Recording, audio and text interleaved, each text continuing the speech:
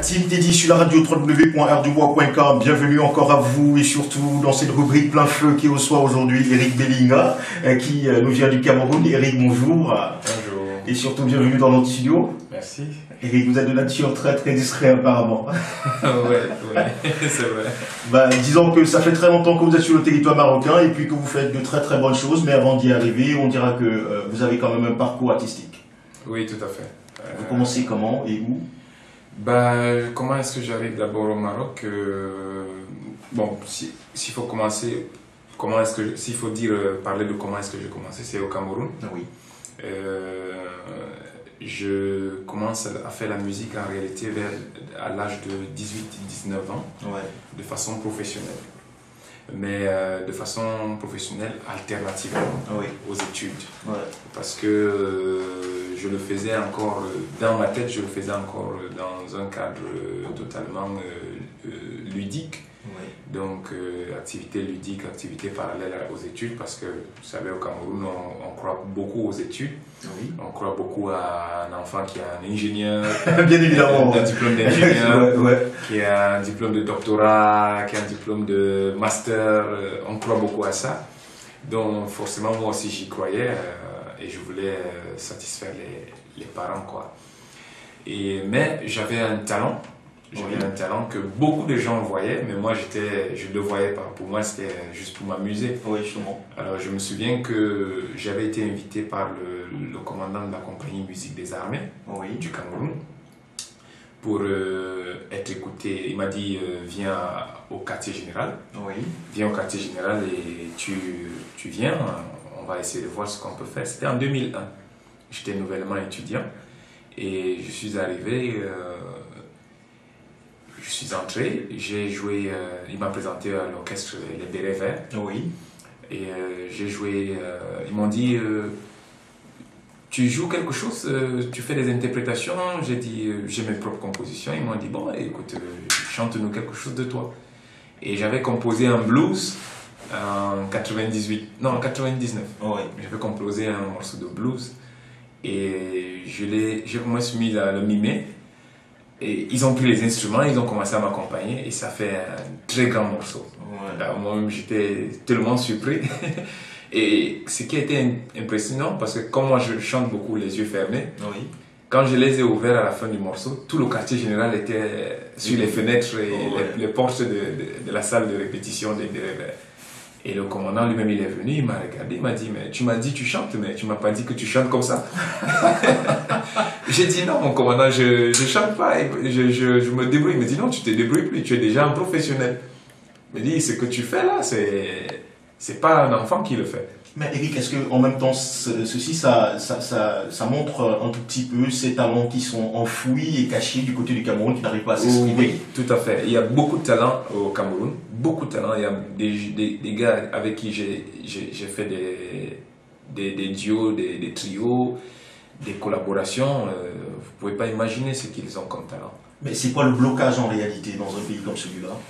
Le blocage, c'est que le contexte camerounais aussi. Le contexte de pays nouvellement indépendants. Oui. On a beau dire 50 ans, mais 50 ans, c'est pas beaucoup pour un pays.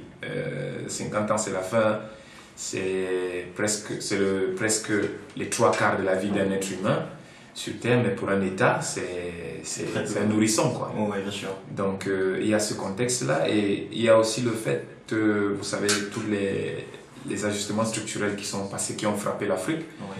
Donc ça a amené les gouvernements à privilégier beaucoup plus certaines choses. Oui. Au Cameroun, ça a été la sécurité, la sécurité et la sûreté du territoire.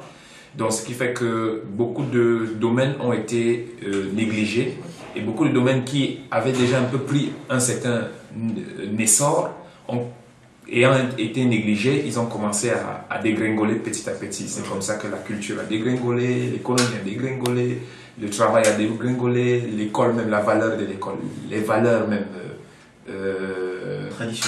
traditionnelles, sociales ont dégringolé, et tout. Ça a été la montée du chômage, la montée de la délinquance, du banditisme et tout.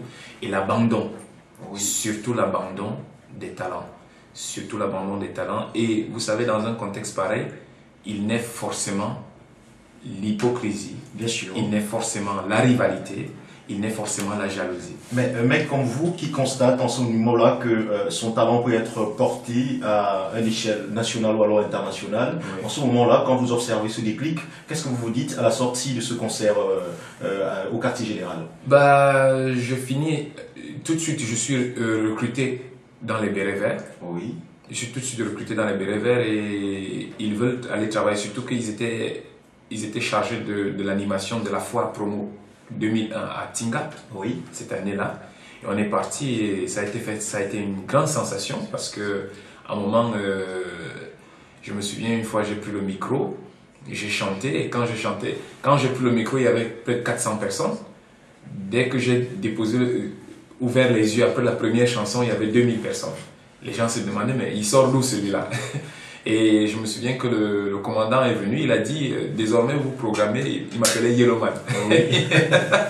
Bah pourquoi Yellowman? Bah parce que j'étais trop brun. Ouais, d'accord, ok. Quand il fait soleil, je suis très très brun. Ah, donc là vous êtes victime du froid. Oui, oui. Je comprends. Je suis très brun. Tu as l'impression que j'ai fait du maquillage, quoi. Ouais. Il m'appelait Yellowman et il a dit bon maintenant vous programmez Yellowman à partir de 21h. Oui. C'est la fois finissait à 23h. Il m'a dit vous programmez Yellowman à 21h désormais. Et ça a été une sensation au point où le directeur de la foire de cette époque avait exigé qu'on me fasse jouer tous les jours. Oui. Parce qu'il paraît que les gens disaient mais c'est pas les militaires qui peuvent jouer comme ça. Oui. C'était des très bons musiciens, vous savez, la compagnie. Oui, bien sûr, la compagnie. Bien sûr. Vous savez, les Angalewa, ça vient des Bérets Verts. Ouais. Donc, on a fait de très bonnes choses. Ça a été une très merveilleuse expérience qui m'a galvanisé, mais il y avait toujours le blocage des parents. Oh oui. Il y avait le blocage social, il y avait le blocage où il fallait satisfaire. Et puis aussi, je ne savais pas exactement ce que je dois faire de ma vie. Pour moi, ma vie se résumait à vouloir être un docteur, oh oui. Un docteur à faire des recherches. Je rêvais même d'avoir un prix Nobel. je rêvais qu'un Camerounais puisse avoir un prix Nobel. Oui. Ayant étudié au Cameroun. Au Cameroun, ouais. Oui, ça c'était mon rêve. Je disais non, c'est quoi ces histoires de prix Nobel parce que il a étudié à Oxford et tout. On va dire il a étudié à Yaoundé 1 et il a eu un prix Nobel. Bon, malheureusement, cette navigation à vue pendant 5 ans m'a coûté 5 ans à l'université sans résultat. Ah non? Oui, 5 ans à l'université sans résultat parce qu'en fait, j'étais quelqu'un qui était là où il ne fallait pas.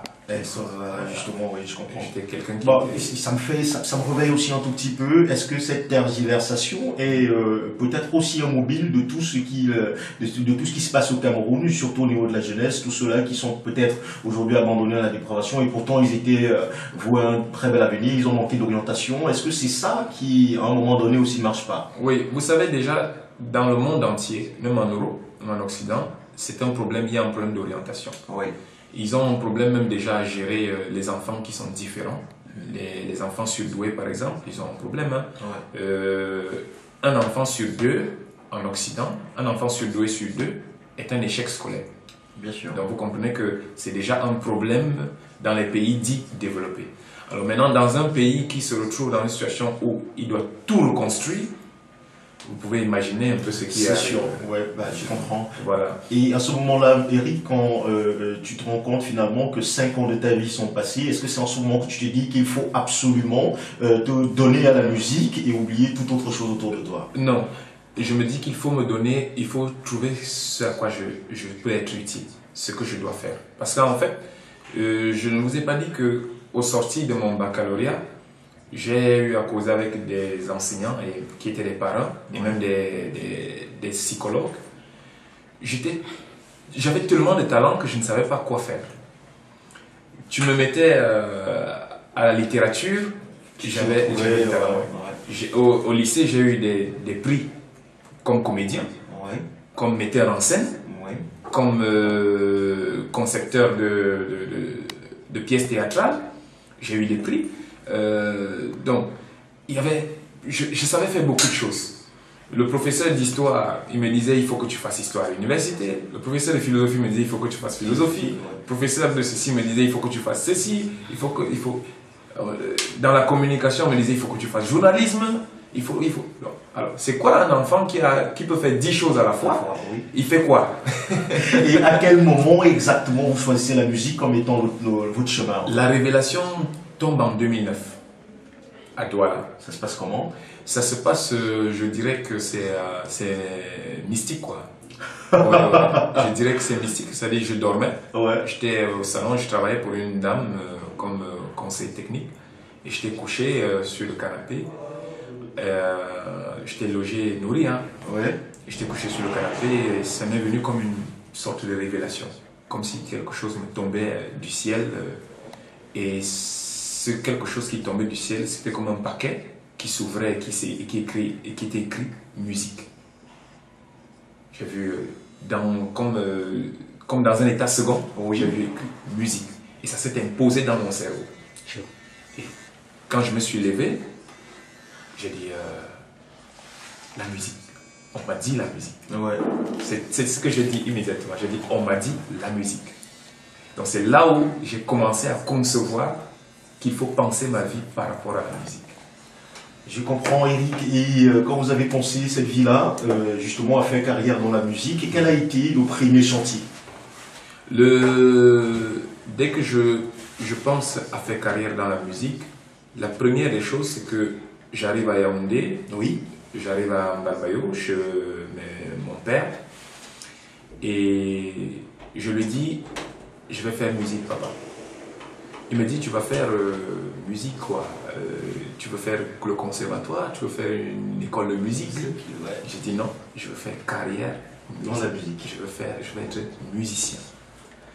Il me dit, si tu veux faire une école, tu sais, il pensait toujours école. Oui, J'ai dit non, pas, tu n'as pas compris. Je ne veux plus mettre les pieds dans des salles de classe. C'est fini ce moment-là pour moi. J'ai perdu beaucoup de temps à penser que je pouvais réussir à travers les études. C'est pas mon truc. Je veux faire musique, je veux devenir musicien. Il était glacé, il m'a dit, bon écoute, si tu es convaincu de ça, tu essaies de voir ce que tu peux faire. Alors, j'ai regardé, j'ai dit, bon, qu'est-ce que je fais? Comment est-ce que je m'organise? Je croyais à un avenir brillant, Oui. un avenir glorieux, je croyais vraiment à beaucoup de choses, à beaucoup de grandes choses. Mais il était difficile de convaincre les gens autour de moi de cette visée-là. Ouais, je me souviens que un jour, je lui ai dit, tu sais, je serai milliardaire en dollars. Il m'a dit, petit frère, même pour atteindre seulement 100 millions, une fortune de 100 millions de francs CFA, il faut tremper les mains. Je lui ai dit, ah bon? Je rappelle tout simplement à nos amis auditeurs que quand on dit tremper les mains, c'est un argot camerounais. Ça veut tout simplement dire que il faut absolument être recouvert spirituellement. Il faut se compromettre, voilà. À des choses assez sataniques en fait. Voilà, exactement. Il m'a dit, mon petit frère, pour avoir seulement 100 millions de francs CFA, il faut tremper les mains. Toi, tu dis que tu vas devenir milliardaire en dollars, mais tu rêves quoi? Tu vas faire quoi? Tu vas devenir franc-maçon quoi? Alors je lui dis, non, je vais devenir musicien. Et je vais gagner beaucoup d'argent avec la musique. Et il était difficile, vous savez, au Cameroun, il est difficile, vous êtes dans un contexte de conjoncture. Oui, je conviens avec vous. Ouais, il est très difficile de dire à quelqu'un que, écoute, commençons un projet maintenant et on va commencer à gagner dans 5 ans. Ouais, ça c'est difficile chez nous. Il n'y a pas qu'au Cameroun, je pense que voilà. Dans tous les pays touchés par cette conjoncture, c'est la même pensée. Donc, comment dire à des instrumentistes, comment dire à des guitaristes, à des ceci et tout, qu'on peut faire ça. Et on peut arriver, dans 5 ans, ça va donner du fruit. Alors j'ai dit, bon, ok, je sais jouer à la guitare, oui. Je chante. Pourquoi est-ce que je vais m'encombrer de gens qui vont me casser la tête? Je vais prendre des jeunes qui ne savent rien faire, qui ont besoin de savoir d'orientation